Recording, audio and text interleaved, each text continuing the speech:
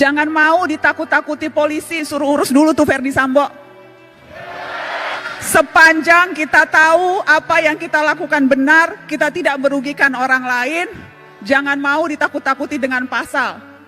1542 POI, ini ada di depan kita, Pak. Rapat sama Denmada suruh bikin sayap, jangan satu jalur. Bikin sayap kanan kiri. Monitor Bang Odo di KJD sebelah kiri deh. Anda lagi pantau, ya. Ini ada ke depan dikit nih. Oke, ini KJD yang mobil kedua nih. Chevrolet maju. Mereka dengan begitu luar biasa mengendalikan situasi dan kondisi sehingga para penjahat tadi tidak satu pun yang berhasil untuk dicapaikan. Ini menunjukkan bagaimana sigapnya mereka, cerdasnya mereka, pintarnya mereka, beraninya mereka tanpa senjata.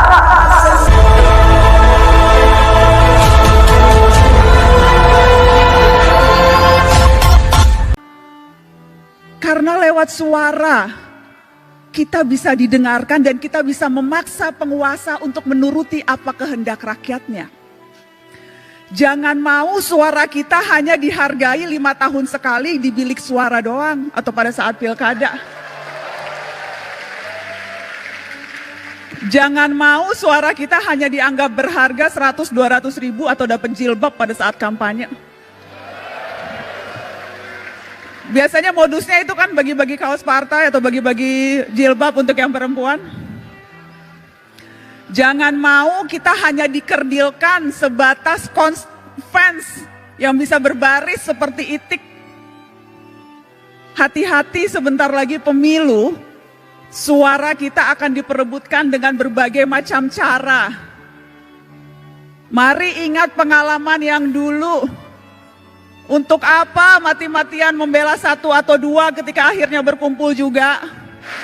Buat apa musuh-musuhan sampai seolah-olah dunia akan berhenti kalau ternyata yang kalah bergabung dengan yang menang atas nama demi bangsa? Jadi nggak usah terlalu baper dan nggak usah terlalu mati-matian membela tokoh idola. Karena sekali lagi, hitung-hitungan mereka terkadang bukan kita, hitung-hitungannya untung rugi Pak, untung rugi kalkulasi politik aja.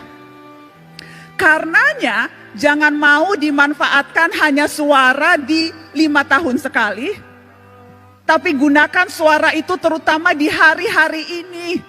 Ketika ancaman kita untuk bersuara mungkin saja akan dibatasi lewat rancangan kitab undang-undang hukum pidana di mana semua bisa kena.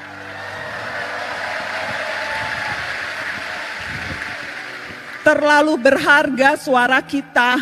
Dan saya selalu bilang ini, cuma itu yang kita punya, suara. Negara punya yang lain. Negara punya kuasa, negara punya tentara, negara punya uang, kita punya apa? Kita punya suara. Dan yang harus kita waspadai adalah ketika kita terlalu takut dan berusaha mengecilkan suara kita, padahal yang kita butuhkan justru teriakan-teriakan. Jadi ya, menjadi pemimpin, menjadi presiden itu bagus, niat mulia. Tapi perhatikan suara-suara orang yang juga tidak punya kuasa, tetapi kalau berkumpul bisa berdaya. Jadi mari rapatkan barisan. Mari rapatkan barisan dan jangan mau ditipu-tipu. Jangan mau dipergunakan hanya suaranya, tetapi ketika kita menuntut hak-hak kita yang paling dasar, sedasar kebebasan berekspresi dan berbicara, itu kita tidak didengarkan. Tetapi kakak mau menegaskan ini adik-adik. Pergerakan jangan hanya sebatas kerumunan. Pergerakan terutama gerak mahasiswa, jangan hanya sebatas kumpul-kumpul berkerumun. Ya, demonstrasi perlu dan harus terus dilakukan kalau memang strateginya seperti itu. Anak muda hari-hari ini adalah anak muda yang seharusnya pintar memilih dan memilah informasi, mana yang sampah, banyak sampah sekarang di dunia maya, dan mana yang fakta, mana yang berita, mana yang opini, dan hati-hati mana yang propaganda. Dan kalau sudah yakin, sampaikan itu dengan lantang. Jangan mau ditakut-takuti polisi, suruh urus dulu tuh Verdi Sambo.